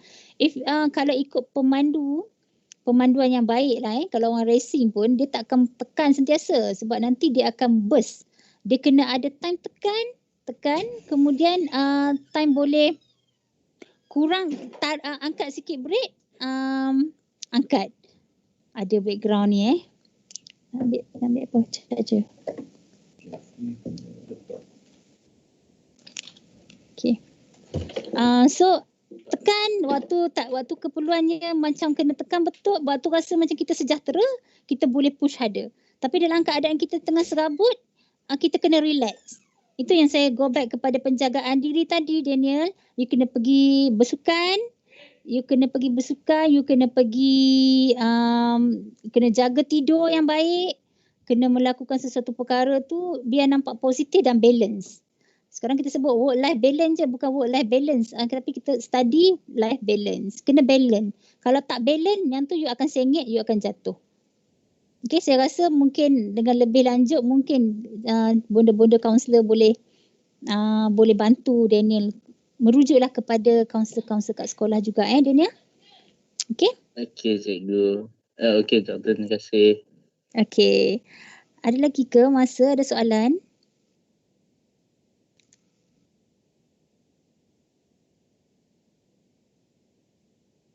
Ada pelajar lain yang ada Farhan kat sini? Farhan Usaimin atau cikgu, mungkin saya nak cikgu panggil nama, cikgu pilih satu. Kita bagi puan pengetua pilih nama. Okey, Assalamualaikum. Saya PK Puan Hasmah. Okey Puan Hasmah. Saya nak share sikit saja tadi. Okey, berkaitan tadi yang doktor minta maksud ulat dalam batu pun boleh hidup. Nampaknya murid-murid Kediri ni susah sangat nak bagi jawapan dia. Senang saja cikgu nak ajar ni sayang. Okey, kalau ulat dalam batu boleh hidup, kita ibaratkan ulat tu diri kita manusia. Lepas tu boleh hidup. Jadi kita ambil maksud yang terus direct saja, maksud yang tersurat, iaitu kita ni manusia. Kalau kita berusaha bersungguh-sungguh, kalau kita mencari rezeki, insya-Allah kita tidak akan mati kelaparan. Ya. Dan satu lagi, kalau maksud yang tersiratnya, tadi ada kawan kamu dah beritahu, dalam keadaan sukar macam mana sekalipun, kita berusaha, insya-Allah pertolongan dari Allah pun ada. Doktor pun dah jelaskan tadi kan? Contoh Nabi Musa tadi. Jadi dalam keadaan bagaimanapun, kalau kita rasa susah, sukar, insya-Allah ada orang yang lebih sukar daripada kita. Kalau kita rasa senang, ada orang yang lebih senang daripada kita. InsyaAllah kita usaha bersyukurlah selalu. Saya selalu pesan anak murid saya, ingat duit. Semua nak duit kan? Duit, kita doa, kita usaha, kita istiqamah dan kita tawakal. InsyaAllah. Jangan risau, jangan takut, gunakan otak sebelah kiri, otak sebelah kanan. Kami ni yang dekat rumah ni sayang nak jumpa kamu semua. Kalau boleh nak sangat jumpa murid-murid dalam kelas. Ya? Kami sentiasa doakan kamu cemerlang semua. Okey, itu saja. Assalamualaikum. Tu anak-anak Jatis rindu tu nak dengar suara PK Puan Hasmah tu. So hari ni dapatlah dengar suara Puan. Dapat dengar ya. Tadi kami pun berada di kawasan sekolah tadi. Dah bagi dah modul sejarah dan juga modul BM. Ya, insyaAllah semoga mereka buat di rumah. Ya, Azita, comel Azita. Kak Ma tak buka kamera, sorry. Harap-harap modul sejarah tu janganlah tambah nanti stres jadi nombor 10 ya Puan Hasmah. Siapa tadi janganlah stres ya. Skala dia nombor 8, takut saya tu. Tolong bersenam, kurangkan. Jadi nombor 2 pun tak apa. Ataupun buang terus. InsyaAllah kami doakan kejayaan anda. Belajar. Step nombor 1 tu. Boleh? Ya? Okey Azita. Sorry, saya terkeluar tadi. Tiba-tiba line dia terus terputus. Tak dapat nak dengar suara Puan Hasmah tadi kan. Nak juga dengar dia punya dalam bahasa mudah kan. InsyaAllah nanti doktor boleh tengok. Bahasa mudah semua saja. Ya. Ya, okey. Okay, thank you so much. Macam mana pengerusi kita nak panggil lagi pelajar ke atau macam mana? Kita minta Puan kalau nak tanya seorang Puan, silakan Puan Pengetua. Pilihlah anak-anak mana kalau nak tanya. Ifa ada tak Izda? Ifa. Lima apa tu Puan? Anak Dr. Ibrahim. Oh Ifa, okey. Sekejap. Nampak tadi gambar ada. Ifa ada tak? Mana Ifa? Ifa Dr. Ibrahim? Dr. Ibrahim ni daripada UKM juga. Okey. Tak nampak Ifa kat sini Anybody boleh respon Ifa ada ke tak? Rasa tak ada lah Puan. Tak ada ya. Lepas ni kena telefon bapak dia ni. Apa Sarifah tak Tadi ada. Dia masuk tadi ada. Tadi ada. Saya ada. okey. Kita seorang Puan. Azim nanti semua takut. Ini Ina, respon. Puan. Awak idola remaja. Dia buat dia kecil. Izul. Izul. Oh. Okey, Izul ada? Mohon maaf ya, saya mohon keluar ya. Ada urusan. Terima kasih banyak-banyak Dr. Suhaila, pengetua, dan semua kaunselor dan murid-murid yang join. Okey, terima kasih. Kamu semua. Terima sudi join. Bye. Bye. Okay, terima kasih. Okey, siapa tadi yang kita minta tadi? Last tadi? Ikon remaja kita yang masuk yang Enos hari ni kan Enos? Inovatif tu yang buat inovasi tu. Amirul. Amirul Asri. Ada. Amira tadi dah jawab dah jawab tu. Jawab. Oh, itu ikon remaja ya.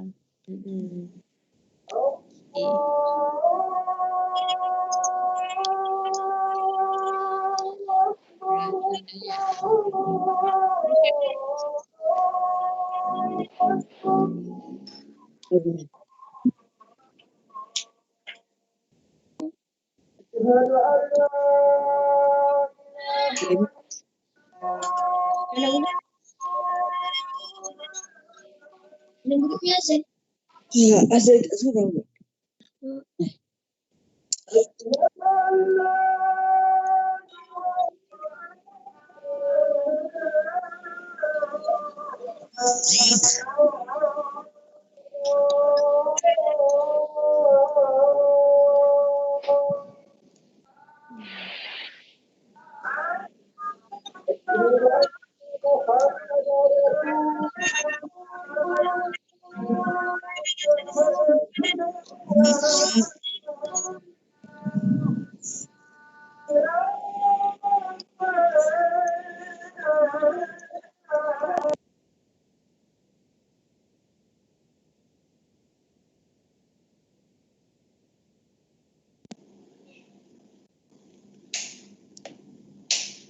Okey, mungkin kita boleh sambung lagi kalau ada yang nak bertanya soalan.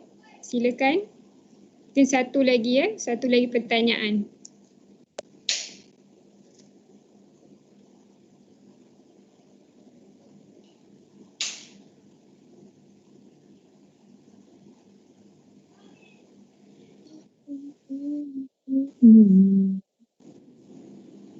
Dah habis kan, Guru? Ada sebarang pertanyaan? Oh ada. Okey. Ada yang bagi salam tu. Ya. Assalamualaikum. Waalaikumsalam. Okey, saya nak tanya.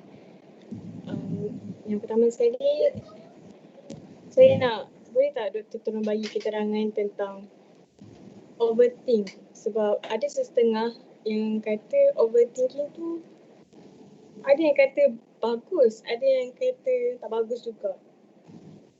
Dan yang kedua, mungkin doktor boleh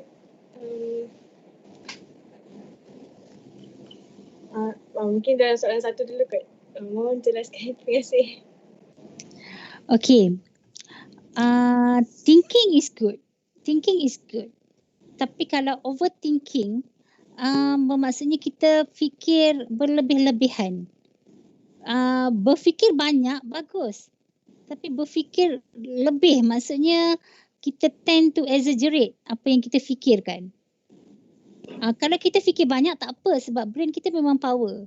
You boleh fikir banyak benda dalam satu masa. Especially orang perempuan kan. Orang perempuan ni multitask, multivisual. Itu orang perempuan. Memang Allah dah kurniakan fitrahnya orang perempuan macam tu. Semua benda boleh buat sekali. Tapi overthinking ni maksudnya you fikir sesuatu tapi dia punya pemikiran tu jauh sangat sampai boleh menyimpang, sampai berlebih-lebihan sehingga dia boleh menyangkal kepada perkara yang baik. Dia boleh mendatangkan kepada banyak perkara yang tak baik lah.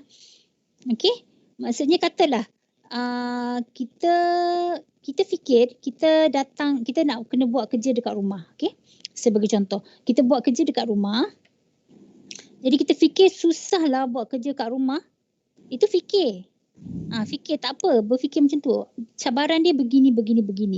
Overthinking ni adalah susah nak buat kerja kat rumah, lepas tu mesti tak boleh fokus. Lepas tu lagi mesti akan bergaduh dengan ibu bapa.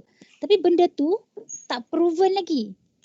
Tidak dibuktikan dalam bentuk acting. Kalau ada sungguh pun mungkin sikit, tapi kita rasa macam end up nanti jadi begini. Kita punya pemikiran aja melebih-lebih. Berlebihan. Berfikir banyak boleh Hayati. You have a very great brain. You boleh fikir banyak benda dalam satu masa yang sama.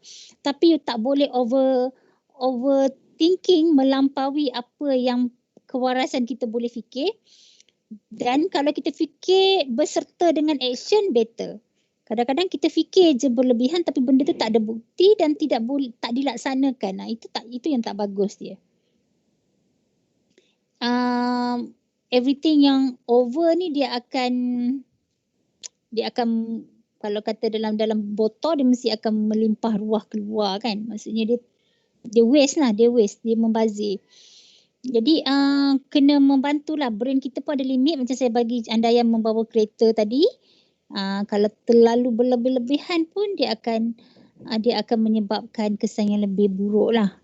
Tapi kalau berfikir banyak, you think more, you think too many, it's okay. Tapi kalau you think too much, dia akan okay. Tapi kalau overthinking, dia tak okay. Definisi tu kena jelas, berlebih-lebih.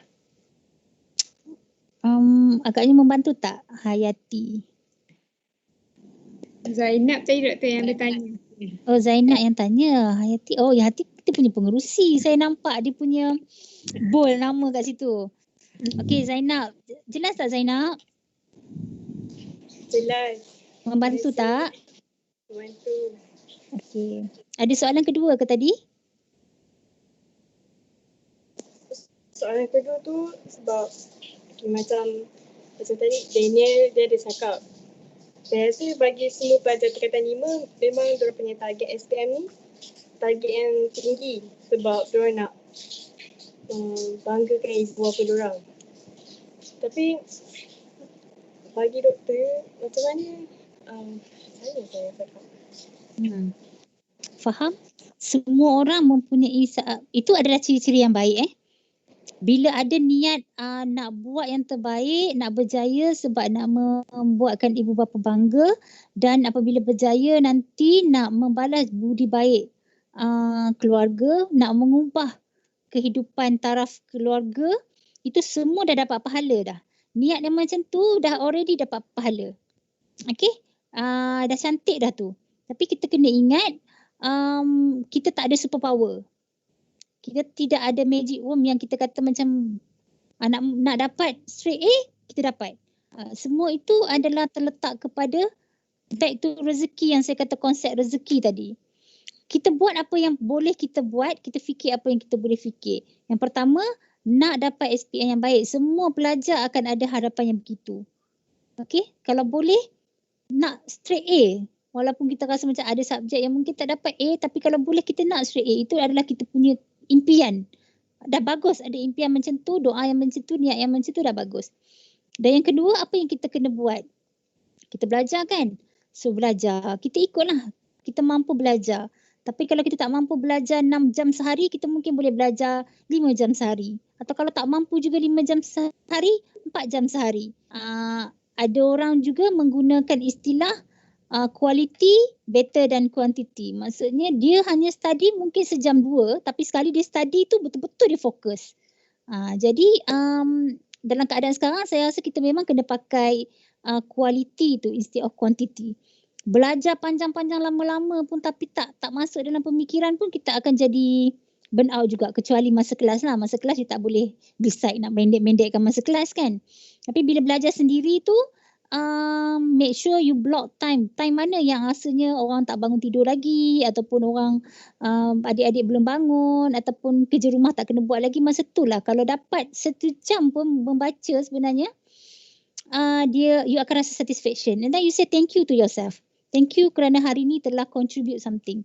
You gain, you ada peningkatan walaupun sedikit tak apa. But you usaha tu, istiqamah tu dia berterusan tau. Dia berterusan menjadikan benda tu semua Allah pandang. Allah ambil kira. Okey, niat yang baik, tingkah laku yang seiring dengan apa perkara yang kita nak. Janganlah kita nak berjaya tapi kita tak buat apa-apa. Itu tak seiring. Itu kena call counselor macam mana nak kena buat sesuatu. Okey. Niat, tingkah laku yang baik, dan akhir sekali adalah kita punya apa? Tawakal lah. Tawakal tu Allah. Tawakal kepada pencipta kita. Sesungguhnya sentiasalah berdialog. Kalau rasa macam sebenarnya itu part spiritual tadi lah. Bila kita berdialog dengan Allah ni ketika sudah solat. Contohnya solat tengah malam ni kan. Lepas solat isyak tu. Anak remaja sekarang suka isyak lewat-lewat sikit kan. Sekali boleh tidur kan. So tengah malam tu, ya Allah, aku ingin berjaya dalam SPM ni. Aku nak banggakan kedua ibu bapa aku. Aku nak jadi anak yang berjaya sebab nak membantu ahli keluarga, ibu bapa. Kau pandanglah usaha aku ini ya Allah. Kau berkatilah usaha aku ini ya Allah. Selebihnya aku serahkan kepadamu. So bila kita boleh kata macam tu, berdialog. Kalau tak boleh buat ayat macam saya tadi pun tak apa. Cakap je macam cakap dengan kawan-kawan pun tak apa. Apa sahaja bahasa yang keluar. Jadi konsep tu, tingkah laku kita tu sebenarnya dia akan memberikan ketenangan kepada kita dan kita akan redha. Kita akan rasa satisfied. Kalau nak ikut tak cukup, kita rebus buku teks, rebus buku rujukan, rebus buku latihan minum air pun belum tentu cukup sebenarnya. Memang tak akan dapat di-define, takkan dapat kita define cukup tu banyak mana. Tapi bila kita ada usaha, kita ada tawakal, itu dah cukup cantik. Niat, usaha dan tawakal memang dah cukup cantik. Dan jangan terlalu memaksa, menekan diri kepada perkara yang kita tak mampu. Tapi kita boleh didik diri kita melakukan perkara yang sedikit-sedikit kita mampu buat. Membantu tak Zainab yang tanya tadi kan? Ya, Zainab. Jadi doktor, maksudnya perasaan tentang kalau kita nak berjaya ataupun nak achieve something, kita kena korbankan sesuatu. Maksudnya korbankan, betul lah maksudnya. Sentence tu kan? Saya betul, istilah tu betul bagi sesetengah orang yang faham apa maksud korban tu. Tapi saya takut orang yang otak kiri ni banyak macam based on logik akal. Dia memikirkan dia kena korbankan sesuatu. Sebenarnya bukan kita kena korbankan sesuatu, kita memang akan mengorbankan sesuatu. Janganlah kata nak dapat sesuatu, nak dapat straight A, kena korbankan masa main. So tak boleh main langsung. Kena korbankan masa untuk dengan family, tak boleh buat kerja rumah, tak boleh bantu ibu bapa sebab yang tu konsep dia kena korban baru boleh dapat sesuatu yang lain. Kalau kita fikir macam tu kita salah lah. Maksudnya mengorbankan sesuatu, memang akan ada perkara yang terkorban. Mungkin kita punya masa baca novel kita tak boleh buat.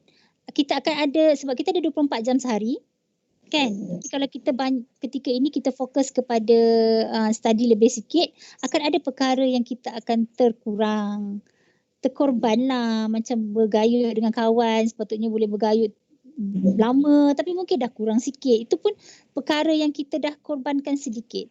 Tapi bukanlah kita terkorban bukan sampai terkorban, jangan sampai terkorban, okey? Tapi betul ayat tu, untuk mendapatkan sesuatu kita perlu mengorbankan sesuatu, tapi dalam konteks yang betul, jangan konteks yang salah. Jangan pergi buat sembelih kambing untuk buat korban sebab nak dapatkan boleh juga, itu part of nazar. Tapi dalam konteks yang macam tu lah. Saya nak share satu benda which is nazar. Nazar juga bagus. Nazar juga menunjukkan kesungguhan kita nak mendapatkan sesuatu. Boleh kita nazar macam kita rasa susah sangat, kita nazar. Contohnya kalau dapat straight A, nazar dia adalah nak puasa, paling tak mengeluarkan modal puasa. Ataupun nazar perkara-perkara yang kita mampu buat ataupun mungkin sedikit memerlukan usaha untuk kita buat. Dia macam Allah memandang usaha kita tu. Nazam bagus Okey. Okey Zainab. Very good.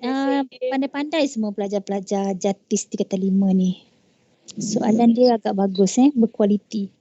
Okey, saya serahkan kepada pengerusi. Saya minta maaf andai kata sepanjang perkongsian saya tadi terdapat perkara-perkara yang kurang datang daripada kelemahan saya sendiri. Yang baik itu datangnya daripada Allah Subhanahu Wa Taala. So I wish you all the best.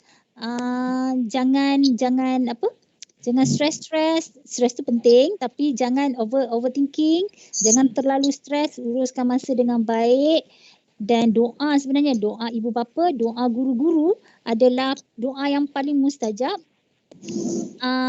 Kita doa, dalam doa kita doa juga kepada agar guru-guru kita mendoakan kita. Kita doa juga agar ibu bapa kita mendoakan kita dalam doa kita. So kita akan dapat double triple doa daripada orang tua. Saya doakan anak-anak semua, insya-Allah saya panjangkan doa mungkin Al-Fatihah setiap malam kepada anak-anak yang ambil SPM. InsyaAllah moga dipermudahkan, diberi ketenangan, diberikan ilham-ilham yang baik, diberikan akal fikiran yang bernas untuk menghadapi peperiksaan SPM. Okey. Terima kasih banyak Doktor. Okey. Saya kira apa yang Dr. Kuswaila telah kongsikan dengan kita tadi sebenarnya memberikan satu cetusan semangat dan juga kekuatan kepada semua anak-anak Jatis calon-calon SPM ni, kerana sebenarnya bukan hanya anda seorang je yang risau, tapi semua pun seluruh Malaysia sebenarnya sangat risaukan anda, sangat ambil berat dan ambil tahu tentang anda. Jadi anak-anak jangan lupa barisan kaunselor ada sentiasa bersama dengan kamu. Rasanya nombor telefon kami pun dah meriah dah di mana-mana grup WhatsApp kelas-kelas.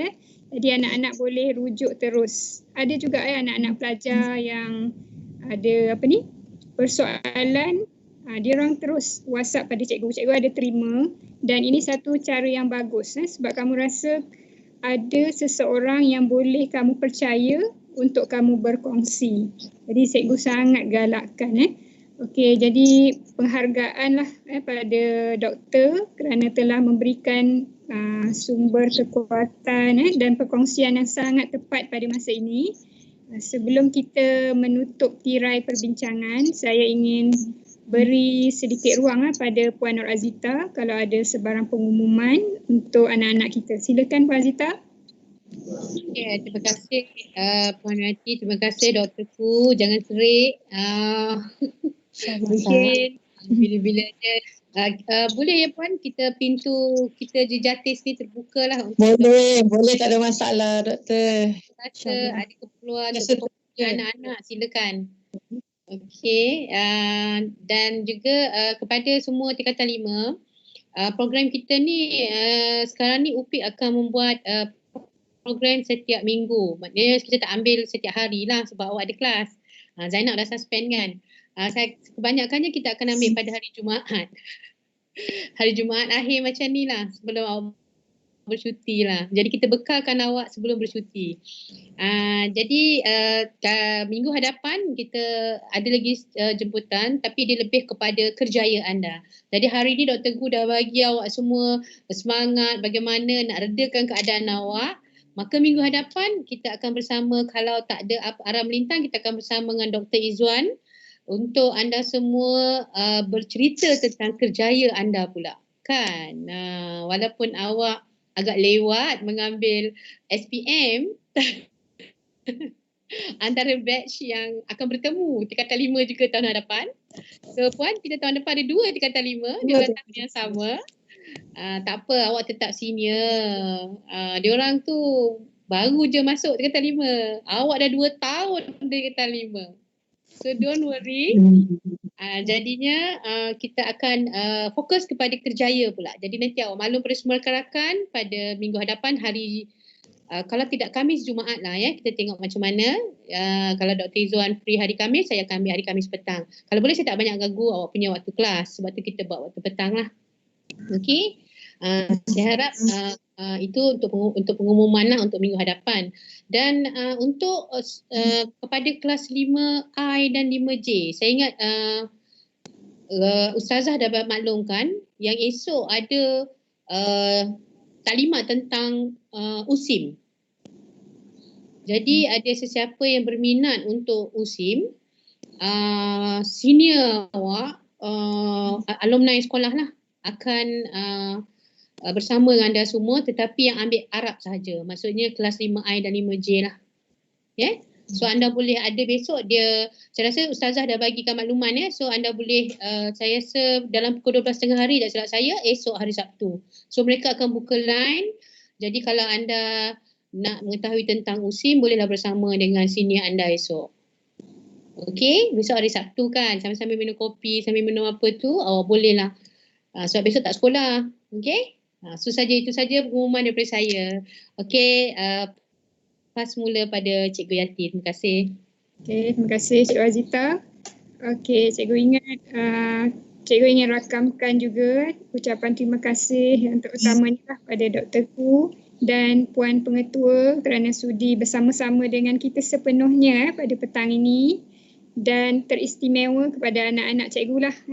Cikgu harap apa yang kita sama-sama belajar hari ini, kongsi hari ini, dapat dikongsikan juga dengan rakan-rakan. Kadang-kadang mereka tak nampak di mana mereka boleh berkongsi. Jadi jadilah juga mata dan telinga untuk sama-sama memikul lah tanggungjawab bagi sama-sama rasa sejahtera dan gembira untuk menjalani sesi persekolahan yang akan kita jumpa lagi nanti. Jadi cikgu ingat kita tutup dulu dengan tasbih kafarah dan suratul As.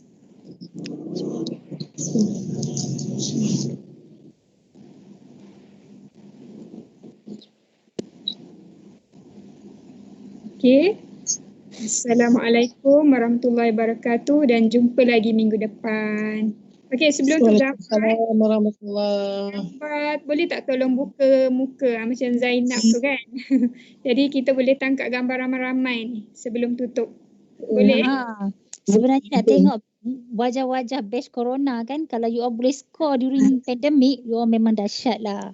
Memang dahsyat. InsyaAllah saya yakin anak-anak kita boleh. Ya. Okey, minta buka video. Saya pakai phone. Malu lah, Cik. Okey, then Malu lah, Cikgu. Daniel bukalah. Tak apa. Why? Okey. Amirul mana? Tak ada. Daniel ada lagi? Tak, biar banyak-banyak sikit. Lagi ramai. Okey. Lagi? Izzah, kita boleh akan banyak dapat gambar kan? Okey. Lagi? Cuba buka video. Daniel tidur Kamera. Buka kamera. Mana tidur. Buka kamera. Kalau ni ramai. Jangan malu lah. Kita nak buat dokumentasi je. Okey lagi. Where our girls? Tercatat dalam sejarah ni. Christina, where are you Christina?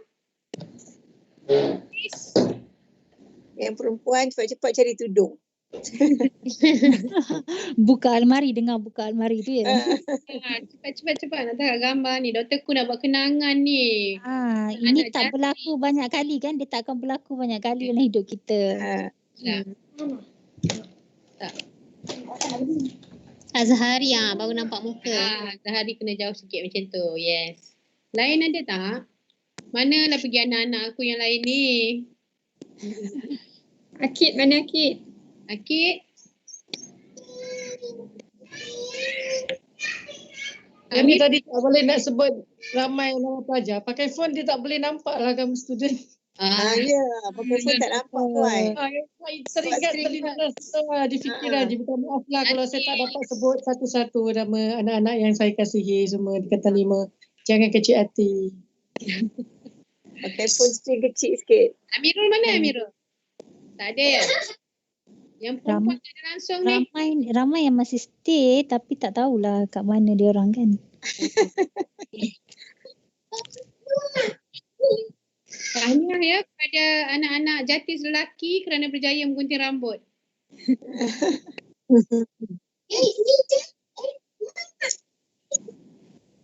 Mana? Tak ada lagi dah. Daniel lagi seorang tadi mana? Yang baca soalan, yang menyoal tadi dah tak ada? Daniel. Ada. Daniel Azmi ke? Okay. Nampaknya yang girls? Semua girls tak ada? Tak ada nampaknya. Ini saja. Bolehlah snap gambar. Everybody. Nak pakai apa ni? Nak pakai screenshot ke? Nak pakai ni lah. Saya pun ambil ya. Saya pilih ni ada. Okay, dah ambil. Wah. One more. Saya mana nak screenshot? Okay, one more. 1, 2. Okay, saya nak cuba screenshot je. Oh, 3. Dr. Ku, ni kita orang punya trademark. Okay.